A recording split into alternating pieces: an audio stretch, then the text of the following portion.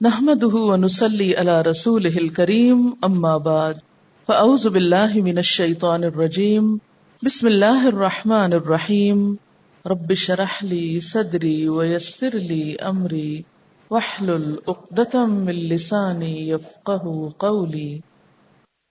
جنات میں شادی بیاہ کا بھی رواج ہے۔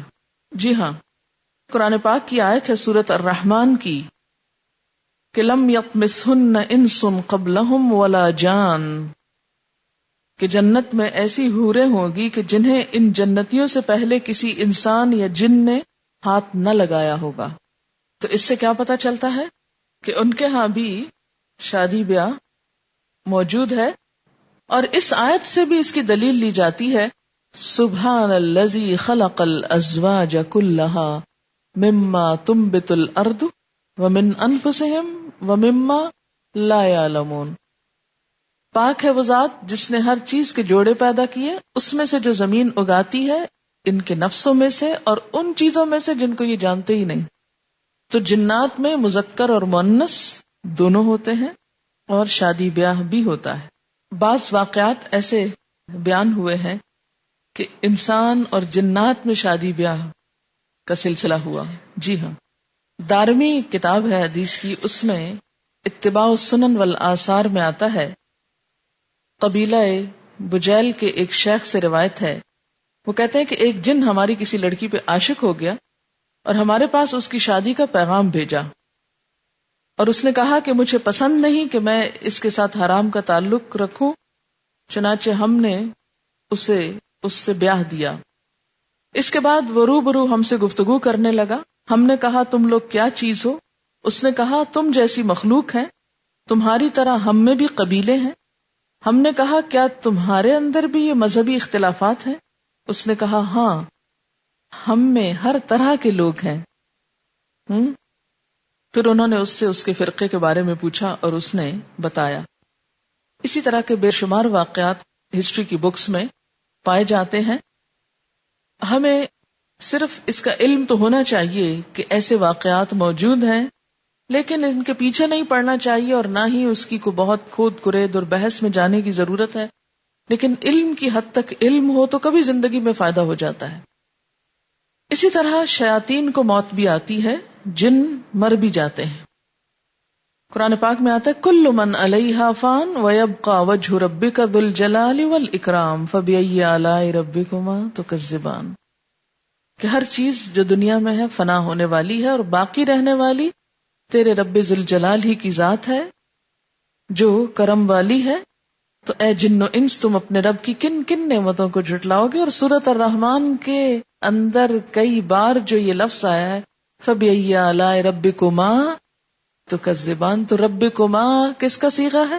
تثنیہ کا، اور یہ تثنیہ کا صیغہ صرف انسانوں کے لیے نہیں، جنات کے لیے بھی استعمال ہوا ہے۔ اس سے یہ بھی پتہ چلتا ہے کہ جنات میں جو وحی آئی ہے یا ہدایت کا پیغام آیا ہے وہ انسانی انبیاء کے ذریعے آیا ہے، اور نبی صلی اللہ علیہ وسلم صرف انسانوں کے لیے نہیں، جنات کے لیے بھی نبی بنا کر بھیجے گئے۔ اس کا ذکر بھی آپ قرآن میں پڑھیں گے۔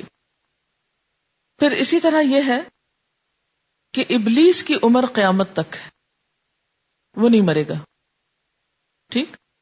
کیونکہ اس نے کہا تھا نا انذرنی الی یوم یبعثون، مجھے مہلت دی جائے قیامت کے دن تک۔ اور یہاں بھی اس نے کہا ہے نا سورۃ بنی اسرائیل کی 62 آیت میں لئن اخرتنی الی یوم القیامہ، یعنی اس کی اولاد اور باقی جن تو مرتے ہیں، لیکن اصل جو ان کا باپ ہے یا بڑا ہے ابلیس، اس کو موت نہیں آئے گی، اور وہی گائیڈ کرتا ہے اپنی باقی فوج کو۔ جنات کہاں کہاں رہتے ہیں، کس جگہ پر ہوتے ہیں؟ عموماً اسی زمین پر بستے ہیں، لیکن زیادہ تر ویرانوں میں، چٹیل میدانوں میں اور گندی جگہوں پر، مثلاً غسل خانے، کوڑا خانے اور قبرستانوں میں بھی ہوتے ہیں۔ اسی لیے ابن تیمیہ نے کہا کہ جن لوگوں کو جنات لگ جاتے ہیں وہ زیادہ تر شیطان کے انہی اڈوں میں پناہ لیتے ہیں۔ حدیث میں غسل خانے کے اندر نماز پڑھنے کی ممانعت اسی لیے ہے کیونکہ اس میں گندگی ہوتی ہے اور وہ شیطان کا اڈا ہوتا ہے۔ قبرستان میں بھی منع کیا گیا ہے، اس لیے کہ وہ شرک کا ذریعہ ہو جاتا ہے۔ شیاطین ایسی جگہوں پر بھی زیادہ ہوتے ہیں جہاں وہ فتنہ فساد کر سکتے ہوں، مثلاً بازاروں میں۔ نبی صلی اللہ علیہ وسلم نے ایک صحابی کو یہ کہہ کر وصیت کی، جہاں تک ممکن ہو سب سے پہلے بازار میں داخل نہ ہو، نہ سب سے اخیر میں وہاں سے نکلو، اس لیے کہ بازار شیطان کا میدان جنگ ہے، وہاں وہ اپنا جھنڈا لگاتا ہے، خوب سرگرم عمل ہوتا ہے، جھوٹ، فریب، دھوکہ، لڑائی جھگڑا، زیادتی، ظلم عموماً انہی جگہوں پر ہوتی۔ اور حدیث میں آتا ہے نا کہ ناپسندیدہ جگہ ہے، ضرورت کے لیے جانا تو ٹھیک ہے لیکن شوق رکھنا۔ اور آپ دیکھیں گے کہ جو آپ قرآن پڑھتے جاتے ہیں بازار کا شوق کم ہوتا جاتا ہے، کچھ لوگوں کا ختم ہو جاتا ہے اور کچھ کا کم ضرور ہو جاتا ہے۔ یہ پھر ہو نہیں سکتا کہ پھر شوق رہے۔ ضرورت کے تحت انسان جاتا ہے لیکن شوق سے نہیں جاتا، اور دوسری بات یہ ہے کہ ضرورت کے لیے بھی جائے تو تھکاوٹ بے پناہ ہو جاتی ہے، اور بسا اوقات ندامت بھی بے پناہ ہو جاتی، کیسی پیسے ضائع کر کے آگے، ضرورت تو نہیں تھی اتنی، نماز بھی الگ قضا ہوتی۔ آپ دیکھیں کہ کسی جگہ جانے سے اتنی نمازیں قضا نہیں ہوتی جتنی بازار جانے سے۔ تو یہ باتیں میں ایک دو اس لیے بھی کر رہی ہوں کہ شیاطین کا اصل مارکا اور کارزار کی جگہ کہاں ہے؟ بازار ہے۔ بلال بن حارث سے روایت ہے، کہتے ہیں کہ ایک سفر میں رسول اللہ صلی اللہ علیہ وسلم کے ساتھ ہم نے پڑاؤ ڈالا، آپ قضاء حاجت کے لیے نکلے، آپ کی عادت تھی قضاء حاجت کے لیے دور جایا کرتے تھے، میں نے آپ کو ایک لوٹا پانی دیا اور آپ نکل گئے، آپ کے پاس میں نے لڑنے جھگڑنے اور شور و شغب کی ایسی آوازیں سنی جیسے کبھی نہ سنی تھی۔ نبی صلی اللہ علیہ وسلم تشریف لائے تو میں نے اس کے بارے میں پوچھا، آپ نے فرمایا مسلمان جنات اور مشرک جنات آپس میں لڑ رہے تھے، انہوں نے مجھ سے درخواست کی کہ میں ان کے رہنے کے لیے جگہ متعین کروں، چنانچہ میں نے مسلمانوں کے لیے بلند زمین اور مشرکوں کے لیے پست زمین متعین کر دی، جھگڑا ختم ہو گیا۔ عبداللہ بن کثیر کہتے ہیں میں نے قصیر سے پوچھا پست اور بلند زمین سے کیا مراد ہے؟ انہوں نے کہا بلند زمین سے مراد دیہات اور پہاڑ ہے، اور پست زمین سے وہ حصہ جو پہاڑوں اور سمندروں کے درمیان میں ہوتا ہے، یعنی میدانی علاقے۔ قصیر نے کہا میں نے دیکھا ہے کہ جس شخص کا واسطہ بلند زمین سے پڑا وہ محفوظ رہا، اور جس کا پست زمین سے وہ محفوظ نہ رہ سکا۔ امام مالک نے موطا میں روایت کیا ہے، ان کو یہ معلوم ہوا کہ حضرت عمر نے عراق جانا چاہا تو کعب احبار نے ان سے کہا امیر المومنین وہاں نہ جائیے، کیونکہ وہاں 10 میں سے 9 حصے جادو اور شر پایا جاتا ہے۔ اور عراق کے جادو کا ذکر قرآن پاک میں بھی آتا ہے نا، کہ شروع بھی تو وہیں سے ہی ہوا تھا ایک طرح سے۔ کس نے کیا تھا؟ بابل کے شہر میں کس نے کیا تھا؟ ہاروت اور ماروت نے۔ اور وہ کہتے تھے کہ ہم سے مت پوچھو، ہم تمہارے لیے فتنہ ہے، لیکن لوگ پھر بھی سیکھتے تھے۔ اور اصل مقصد کیا ہوتا تھا؟ شوہر اور بیوی کے درمیان فتنہ ڈالا جائے، آپس میں لڑائی جھگڑا کرایا جائے۔ اور وہ کہنے لگے کہ وہاں شر پسند جنات اور لا علاج بیماری ہے، یعنی اس علاقے میں۔ مقائد الشیطان میں ایک روایت آتی ہے کہ ہر مسلمان کے گھر کی چھت پر کچھ مسلمان جنات ہوتے ہیں، جب ان کے لیے صبح کا کھانا رکھا جاتا ہے تو اتر کر گھر والوں کے ساتھ کھاتے ہیں، اور جب شام کا کھانا رکھا جاتا ہے تو اتر کر گھر والوں کے ساتھ کھاتے ہیں۔ بہرحال اس کی کوئی سند نہیں ہے لیکن ذکر کیا گیا ہے۔ لیکن ایک بات یاد رکھیے کہ اندھیرا جب ہوتا ہے تو شیاطین پھیل جاتے ہیں، اس وقت ان کی کارکردگیاں شروع ہو جاتی ہیں۔ حدیث میں آتا ہے کہ جب اندھیرا ہوتا ہے تو سارے شیاطین پھیل جاتے ہیں، ایسے وقت میں بچوں کو باہر نکلنے سے روکنے کا حکم دیا ہے۔ یہ حدیث متفق علیہ ہے۔ آذان دینے سے شیاطین بھاگ جاتے ہیں، ان میں آذان کی آواز سننے کی طاقت نہیں۔ رمضان میں شیاطین کو باندھ دیا جاتا ہے۔ شیطان دھوپ اور سائے میں بیٹھنا پسند کرتے ہیں، آدھے دھوپ میں آدھے سائے میں، اسی لیے نبی صلی اللہ علیہ وسلم نے آدھا دھوپ اور آدھا سائے میں بیٹھنے سے منع کیا، یا پورے دھوپ میں چلے جاؤ یا پورے سائے میں آ جاؤ۔ وہ جانور جس کے ساتھ شیطان ہوتا ہے، اور یہ اونٹ ہے، نبی صلی اللہ علیہ وسلم نے فرمایا ہر اونٹ کے ساتھ ایک شیطان ہوتا ہے۔ آپ نے اونٹ کے باڑے میں نماز پڑھنے سے بھی منع کیا ہے کہ اونٹ شیاطین میں سے ہے۔ بکری کے باڑے میں پڑھو اس لیے کہ وہ برکت ہے، اور اونٹ کا کینا اور دشمنی اور عداوت بہت مشہور ہے. شیطان کی شکل بھونڈی ہوتی ہے اور خراب ہوتی، اسی لیے آپ نے دیکھا ہوگا کہ جب جن کی تصویر کوئی بنائی جائے تو سینگ لگے ہوئے اور ڈراؤنی اور بدصورت. یہ بات کہاں سے پتہ چلتی ہے؟ قرآن پاک سے ہی پتہ چلتی ہے. زقوم کے بارے میں آتا ہے کہ انہا شجرۃ تخرج فی اصل الجحیم طلعها کأنہ رؤوس الشیاطین. وہ ایک درخت ہے جو جہنم کی تہہ سے نکلتا ہے، اس کے شگوفے ایسے ہیں جیسے شیطانوں کے سر ہیں. شیطان کے 2 سینگ. صحیح مسلم میں ابن عمر سے روایت ہے، نبی صلی اللہ علیہ وسلم نے فرمایا سورج کے طلوع اور غروب کے وقت نماز نہ پڑھو، اس لیے کہ سورج شیطان کے 2 سینگوں کے درمیان طلوع ہوتا ہے. بخاری اور مسلم میں ہے جب سورج کی کرنیں ابھرنے لگے تو نماز چھوڑ دو یہاں تک کہ سورج غروب ہو جائے، اور سورج کے طلوع اور غروب کے وقت نماز نہ پڑھو کہ وہ شیطان کے 2 سینگوں کے بیچ میں طلوع ہوتا ہے. یعنی وہ مشرک قوموں کی عبادت کا وقت ہوتا ہے نا، یعنی اس کے طلوع اور غروب کے وقت اس کو سجدہ کرتی. اس طرح سورج جس طرف ہوتا ہے شیطان اس کے سامنے کھڑا ہو جاتا ہے تاکہ ان لوگوں کی عبادت شیطان کے لیے ہو جائے. ان دونوں وقتوں میں نماز پڑھنے سے منع کیا گیا ہے. جنات کی طاقت. جنوں کو بعض ایسی صلاحیتیں اور طاقتیں ملی ہیں جو انسان کو نہیں ملی. سیکنڈز میں ایک جگہ سے دوسری جگہ جا پہنچتے ہیں. اللہ تعالیٰ نے حضرت سلیمان علیہ السلام کے لیے جنات مسخر کیے تھے. قرآن پاک میں آپ پڑھیں گے کہ آپ کے دربار میں جنات بھی ہوتے تھے، اور ایک موقع پر ایک عفریت نے اللہ کے نبی سلیمان علیہ السلام سے کہا تھا کہ وہ ملک یمن کی ملکہ کا تخت بیت المقدس صرف اتنی دیر میں لا سکتا ہے کہ ایک بیٹھا ہوا انسان کھڑا ہو جائے. تو اس سے آپ اندازہ لگائیں کہ کتنی تیزی سے جاتے. بات یہ نا کہ ان کو آگ سے پیدا کیا گیا، اور آگ پھر وہی روشنی والی بات یہ کہ روشنی کی رفتار سے ٹریول کر کے 1500 کلومیٹر دور ہے. اور وہیں ایک اور جن تھا، وہ بول پڑا کہ میں آپ کے پلک جھپکنے سے پہلے وہ عرش لے آتا ہوں. یہاں یہ واقعہ قرآن میں لکھا ہوا ہے کہ آپ جتنی دیر میں آنکھ کو جھپکیں گے اتنے میں وہ تخت یہاں پڑا ہوگا. تو اس سے آپ اندازہ لگائیں کہ جنات کی طاقت جو ہے وہ کتنی زیادہ ہے، اور ان میں بھی مختلف ہے، سب ایک جیسے نہیں ہیں. آیت ہے قال افریت من الجن انا آتیک بہ قبل ان تقوم من مقامک وانی علیہ لقوی امین. قال الذی عنده علم من الکتاب انا آتیک بہ قبل ان يرتد الیک طرفک فلما رآہ مستقرا عنده قال ھذا من فضل ربی. جنوں میں سے ایک قوی ہیکل جن نے عرض کیا میں اسے حاضر کر دوں گا قبل اس کے کہ آپ اپنی جگہ سے اٹھیں، میں اس کی طاقت رکھتا ہوں اور امانت دار ہوں.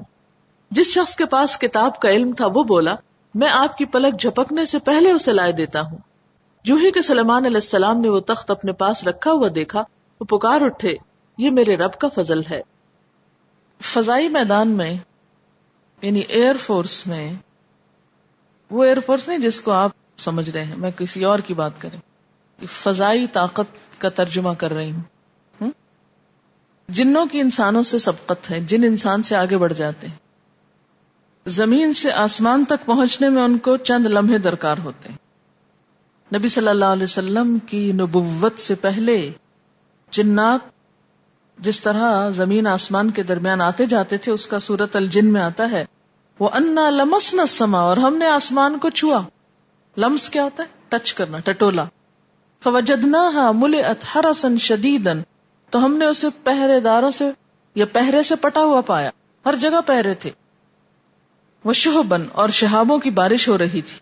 وَأَنَّا كُنَّا نَقْعُدُ مِنْهَا مَقَاعِدَ لِلسَّمْعِ، اور ہم آسمانوں کے پاس کہیں کہیں بیٹھ جاتے تھے کچھ سننے کے لیے. پیچھے بھی آپ نے پڑھا إِلَّا مَنِ اسْتَرَقَ السَّمْعَ فَمَن يَسْتَمِعِ الْآنَ، لیکن اب جو سنتا ہے يَجِدْ لَهُ شِهَابًا رَصَدًا، تو اس کے پیچھے ایک شہاب ثاقب لگا ہوا ہوتا ہے. نبی صلی اللہ علیہ وسلم نے جنوں کے چوری چھپے سننے کی کیفیت کچھ یوں بیان فرمائی. حضرت ابو ہریرہ سے روایت ہے، بخاری کی حدیث ہے. نبی صلی اللہ علیہ وسلم نے فرمایا جب اللہ تعالیٰ آسمان میں کوئی فیصلہ صادر فرماتا ہے تو تمام فرشتے اللہ تعالیٰ کے حکم کی تابعداری میں اپنے پر اس طرح بچھا دیتے ہیں جیسے چکنے پتھر پر زنجیر. ان کو گھبراہٹ لاحق ہو جاتی. چکنے پتھر پہ جیسے یہ شیشہ نا، تو اس کے اوپر کوئی چین رکھی جائے، جیسے چکنے پتھر پہ زنجیر چین، یعنی پر اس طرح ان کے نا پھڑپڑانے لگتے ہیں، گھبرانے لگتے ہیں وہ. جب ان کی گھبراہٹ دور ہوتی ہے تو آپس میں کہتے ہیں تمہارے رب نے کیا کہا. یعنی اللہ تعالی کا کلام سننا اور اس کو سمجھنا ڈائریکٹ بہت حوصلے کا کام ہے. وہ کہتے ہیں اس نے جو کہا حق کہا، وہ بلند و برتر ہے. اس بات کو سن گن لینے والے جنات سن لیتے ہیں، یعنی وہ جو چھپ چھپ کے بیٹھے ہوتے ہیں نا آگے پیچھے، وہ سن لیتے ہیں. پھر ان سے نیچے والے جنات اسی طرح دوسرے نیچے والے، یعنی اوپر سے نیچے تک لٹکے ہوئے ہوتے ہیں.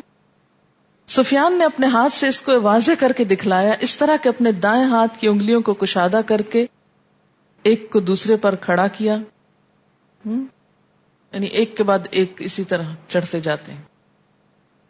کبھی ایسا ہوتا ہے کہ سننے والا جن اپنے دوسرے ساتھی کو سنی ہوئی بات نہیں پہنچا پاتا کہ ٹوٹا ہوا ستارہ اس کو پکڑ کر جلا دیتا ہے. یعنی جو اللہ نہیں چاہتا کہ کوئی سن سکے وہ بچ ہی نہیں سکتے. اور کبھی اس کو نہیں پکڑ پاتا تو اپنے ساتھی کو سنی ہوئی بات بتا دیتا ہے، اور وہ اپنے نیچے والے ساتھی کو یہاں تک کہ وہ بات زمین تک پہنچ جاتی اور جادوگر کے منہ پر پھینک دی جاتی. جادوگر اس کے ساتھ 100 جھوٹ ملاتا ہے، اس کی تصدیق ہوتی ہے. لوگ کہتے ہیں کیا جادوگر نے ہمیں فلاں دن فلاں بات نہیں بتائی تھی جو آج بالکل ویسے ہی صحیح ہوئی جیسے آسمان میں سنی گئی تھی. اس سے وہ پیشن گوئیاں کا دروازہ کھلتا ہے. کہتے ہیں نا فلاں کی پیشن گوئی تو بالکل صحیح ثابت ہوئی. یہ طریقہ ہوتا ہے اس کا. آسمان کے تارے جس وجہ سے ٹوٹتے ہیں اس کی وجہ کو جان لینے سے توہم ختم ہو جاتا ہے جو اہل جاہلیت میں مشہور تھا. عبداللہ بن عباس سے مروی یہ کہتے ہیں کہ مجھے ایک انصاری صحابی نے بتایا کہ ایک رات صحابہ کرام نبی صلی اللہ علیہ وسلم کے پاس بیٹھے ہوئے تھے کہ ایک تارا ٹوٹا اور اس سے روشنی ہوئی. نبی صلی اللہ علیہ وسلم نے فرمایا زمانے جاہلیت میں جب اس طرح کوئی تارا ٹوٹتا تو تم لوگ کیا کہتے تھے؟ لوگوں نے کہا اللہ اور اس کا رسول زیادہ جانتا ہے. یہ بات کیوں کہتے تھے اس طرح کہ آتا بھی ہوتا تھا تو بڑھ بڑھ کے نہیں بولتے تھے، عاجزی کا اظہار کرتے تھے. اچھا اس عاجزی کا فائدہ کیا ہوتا تھا کہ زیادہ صحیح بات معلوم ہو جاتی تھی. اور وہ کیا کہا کرتے تھے کہ آج رات کوئی عظیم شخصیت پیدا ہوئی ہے یا کوئی عظیم انسان کی موت ہوئی ہے.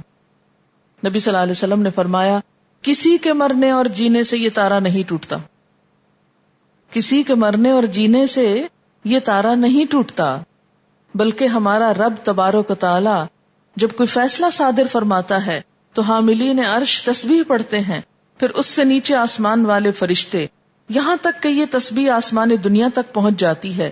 پھر جو فرشتے حاملین عرش سے قریب ہوتے ہیں وہ حاملین عرش سے کہتے ہیں تمہارے رب نے کیا کہا، اور وہ انہیں اللہ تعالیٰ کی کہی ہوئی بات بتا دیتے ہیں. پھر ایک آسمان والے دوسرے آسمان والوں سے اس کے متعلق پوچھتے ہیں، یہاں تک کہ یہ خبر پہلے آسمان تک پہنچ جاتی ہے اور جنات اس کو اچک کر اپنے ساتھیوں کی طرف پھینک دیتے ہیں. اس پر ان کو ستاروں سے مار پڑتی ہے. جو بات یہ لوگ سنتے ہیں وہ صحیح ہوتی ہے لیکن وہ اس میں اپنی طرف سے بڑھا دیتے ہیں. جنات کے اندر پڑھنے لکھنے کا رواج بھی ہوتا ہے اور بعض اوقات بہت کاریگر بھی ہوتے ہیں اور بڑے بڑے کام کرتے ہیں، بڑی بڑی مہارتوں کے کام. قرآن پاک میں اس کا ذکر آتا ہے، ان کی فنی مہارت کا. سورۃ سبا میں آتا ہے وَمِنَ الْجِنِّ مَن يَعْمَلُ بَيْنَ يَدَيْهِ بِإِذْنِ رَبِّهِ وَمَن يَزِغْ مِنْهُمْ عَنْ أَمْرِنَا نُذِقْهُ مِنْ عَذَابِ السَّعِيرِ يَعْمَلُونَ لَهُ مَا يَشَاءُ مِنْ مَحَارِيبَ وَتَمَاثِيلَ وَجِفَانٍ كَالْجَوَابِ وَقُدُورِ الرَّاسِيَاتِ. اور ایسے جن اس کے تابع کر دیے جو اپنے رب کے حکم سے اس کے آگے کام کرتے تھے. کس کے آگے؟ سلیمان علیہ السلام کے آگے. اور ان میں سے جو ہمارے حکم سے سرتابی کرتا اس کو ہم بھڑکتی ہوئی آگ کا مزہ چکھاتے، یعنی جو بات نہیں مانگتا تھا اس کو جلا دیا جاتا. اچھا آپ کہتے ہوں گے وہ تو خود آگ سے بنا، جلتا کیسے تھا؟ تو انسان مٹی سے بنا ہے تو ایک پتھر مارے اس کو مٹی سے بنا ہوا روڑا لگتا ہے کہ نہیں؟ وہ اس کے لیے بناتے تھے جو کچھ وہ چاہتا، یعنی سلیمان علیہ السلام. اونچی عمارتیں، تصویریں، بڑے بڑے حوض جیسے لگن، اور اپنی جگہ سے نہ ہٹنے والی دیگیں، یعنی پیتل کا کام بھی ہوتا، پتھر کا بھی ہوتا، عمارتوں کا بھی ہوتا، فن اور آرٹ کا بھی ہوتا، اور جو کچھ وہ اور چاہتے، ہر چیز یہ کرتے، یعنی گویا ہر میدان کے شہسوار ہیں. شاید اس زمانے میں یہ ٹیلی ویژن اور ریڈیو وغیرہ ایجاد کیے ہوئے ہوں. ابن تیمیہ لکھتے ہیں اپنے فتوے میں، جنوں سے تعلق رکھنے والے کسی بزرگ نے مجھے بتایا کہ جنات اس کو ایک چیز دکھاتے ہیں جو پانی اور شیشے کی طرح چمکدار ہوتی ہے. جنات اس چیز میں وہ تمام خبریں ہو بہو پیش کر دیتے ہیں جو اس سے پوچھی جاتی ہیں. بزرگ نے کہا، پھر میں لوگوں کو خبریں بتا دیتا ہوں. میرے جو ساتھی مجھ سے امداد طلب کرتے ہیں ان کی بات بھی مجھے یہ جنات پہنچاتے ہیں. میں جواب دیتا ہوں تو میرا جواب بھی انہیں پہنچا دیتے ہیں. یہ کئی سو سال پہلے کی بات لکھی ہوئی ہے کہ ایک چیز ہے جو شیشے اور پانی کی طرح چمکدار ہے اور اس کے ذریعے خبروں کا ایکسچینج ہوتا ہے. یعنی سائنسی ترقی جو انسان نے بعد میں کی ہے وہ جنات نے پہلے ہی کر لی، کیونکہ وہ پہلے سے یہاں موجود ہے. جنوں میں بھیس بدلنے کی صلاحیت ہوتی ہے. مثلا سانپ، گدھا، کتا، بچھو، اونٹ، گائے، بکری وغیرہ یا پرندوں کی شکل اختیار کر لیتے ہیں. کبھی انسان کا روپ بھی دھار لیتے ہیں. جیسے جنگ بدر کے دن شیطان مشرکین کے پاس سراقہ بن مالک کی شکل میں آیا تھا اور ان سے مدد کا وعدہ کیا تھا. اسی کے بارے میں یہ آیت نازل ہوئی تھی سورۃ الانفال کی، وَإِذْ زَيَّنَ لَهُمُ الشَّيْطَانُ أَعْمَالَهُمْ وَقَالَ لَا غَالِبَ لَكُمُ الْيَوْمَ مِنَ النَّاسِ وَإِنِّي جَارٌ لَكُمْ. 48. ذرا خیال کرو اس وقت کا جبکہ شیطان نے ان لوگوں کے کرتوت ان کی نگاہوں میں خوشنما بنا کر دکھائے تھے اور ان سے کہا تھا کہ آج تم پر کوئی غالب نہیں آ سکتا اور یہ کہ میں تمہارے ساتھ ہوں. لیکن جب دونوں فوجوں کا آمنا سامنا ہوا اور شیطان نے فرشتوں کو آسمان سے اترتے ہوئے دیکھا تو دم دبا کے بھاگ گیا. فَلَمَّا تَرَاءَتِ الْفِئَتَانِ نَكَصَ عَلَىٰ عَقِبَيْهِ وَقَالَ إِنِّي بَرِيءٌ مِّنكُمْ إِنِّي أَرَىٰ مَا لَا تَرَوْنَ إِنِّي أَخَافُ اللَّهَ وَاللَّهُ شَدِيدُ الْعِقَابِ. مگر جب دونوں گروہوں کا آمنا سامنا ہوا تو الٹے پاؤں پھر گیا اور کہنے لگا، میرا تمہارا ساتھ نہیں، میں وہ کچھ دیکھ رہا ہوں جو تم لوگ نہیں دیکھتے. مجھے خدا سے ڈر لگتا ہے اور خدا بڑی سخت سزا دینے والا ہے. اسی طرح روایات میں آتا ہے کہ وہ ایک نجدی بوڑھے کی شکل میں آیا جبکہ مشرکین دار الندوہ میں نبی صلی اللہ علیہ وسلم کے بارے میں میٹنگ کر رہے تھے کہ آپ کو قتل کیا جائے یا جیل میں ڈالا جائے یا شہر سے نکال دیا جائے، جس کے بارے میں قرآن پاک میں آتا ہے وَإِذْ يَمْكُرُ بِكَ الَّذِينَ كَفَرُوا لِيُثْبِتُوكَ أَوْ يَقْتُلُوكَ أَوْ يُخْرِجُوكَ وَيَمْكُرُونَ وَيَمْكُرُ اللَّهُ وَاللَّهُ خَيْرُ الْمَاكِرِينَ. وہ وقت بھی یاد کرنے کے قابل ہے جبکہ منکرین حق تیرے خلاف تدبیریں سوچ رہے تھے کہ تجھ کو قید کریں یا قتل کر ڈالیں یا جلا وطن کر دیں. وہ اپنی چالیں چل رہے تھے اور اللہ اپنی چال چل رہا تھا اور اللہ سب سے بہتر چال چلنے والا ہے. حضرت ابو ہریرہ کے ساتھ بھی ایک عجیب و غریب واقعہ ہوا جس کو بخاری نے روایت کیا ہے. واقعہ کچھ یوں ہے، حضرت ابو ہریرہ روایت کرتے ہیں کہ آپ صلی اللہ علیہ وسلم نے مجھے رمضان کی زکوٰۃ کی نگرانی پر مامور کیا، یعنی فطرانہ جو ہوتا ہے نا. ایک شخص آیا اور زکوٰۃ کے غلے سے لپ بھر بھر کے لینے لگا، یعنی اٹھانے لگا. میں نے اسے پکڑا اور کہا، خدا کی قسم میں تمہیں نبی صلی اللہ علیہ وسلم کے پاس پکڑ کر لے جاؤں گا. اس نے کہا، میں محتاج ہوں، میرے بال بچے ہیں، مجھے سخت ضرورت ہے. حضرت ابو ہریرہ کہتے ہیں کہ میں نے اسے چھوڑ دیا. جب صبح ہوئی تو نبی صلی اللہ علیہ وسلم نے فرمایا، ابو ہریرہ تمہارا رات والا قیدی کیا ہوا؟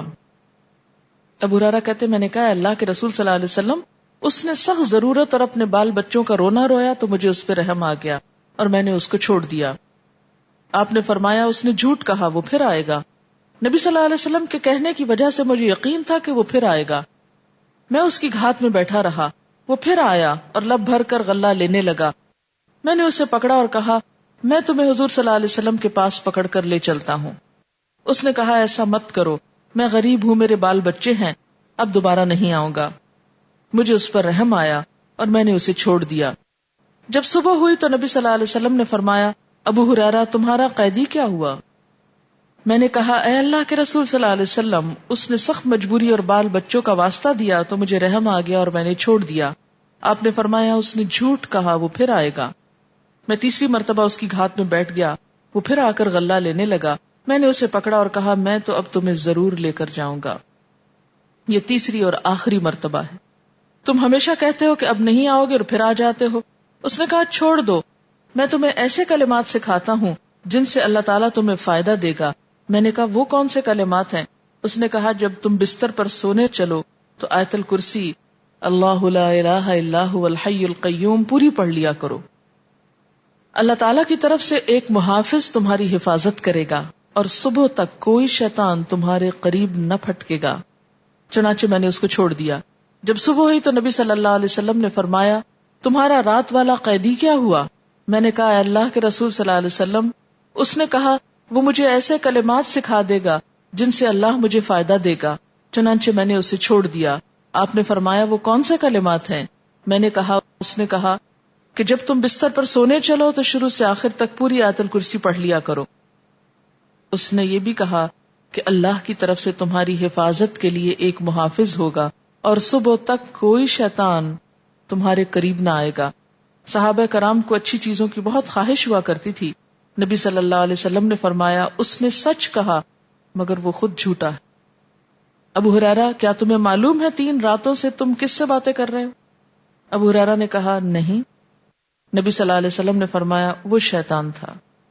تو بسا اوقات انسان کی شکل میں بھی آتا ہے جیسے قرآن اور حدیث سے ثابت ہے، اور ہو سکتا ہے کہ سب کے اندر یہ صلاحیت نہ بھی ہو۔ فرشتے بھی بعض اوقات انسان کی شکل میں آ سکتے ہیں، جیسے حضرت مریم کے لیے جبریل علیہ السلام انسانی شکل میں آئے تھے، فَأَرْسَلْنَا إِلَيْهَا رُوحَنَا فَتَمَثَّلَ لَهَا بَشَرًا سَوِيًّا، سورۃ مریم آیت 17۔ اس حالت میں ہم نے مریم علیہ السلام کے پاس اپنی روح کو فرشتے کو بھیجا اور وہ اس کے سامنے ایک پورے انسان کی شکل میں نمودار ہوا۔ ایک مرتبہ جبریل علیہ السلام بھی حضور صلی اللہ علیہ وسلم کی مجلس میں انسان کی شکل میں آئے تھے اور کچھ سوال کیے تھے جو حدیث جبریل کے نام سے مشہور ہے، مل ایمان مل احسان متسع۔ تو اس سے کیا پتہ چلتا ہے کہ جب اللہ چاہے تو یہ ہو سکتا ہے۔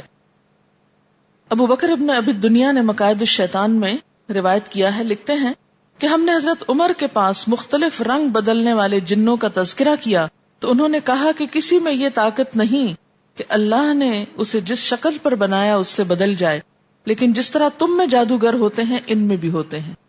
یعنی ہر شیطان یہ نہیں کر سکتا، لیکن بعض کے پاس ایسا کوئی فن ہوتا ہے۔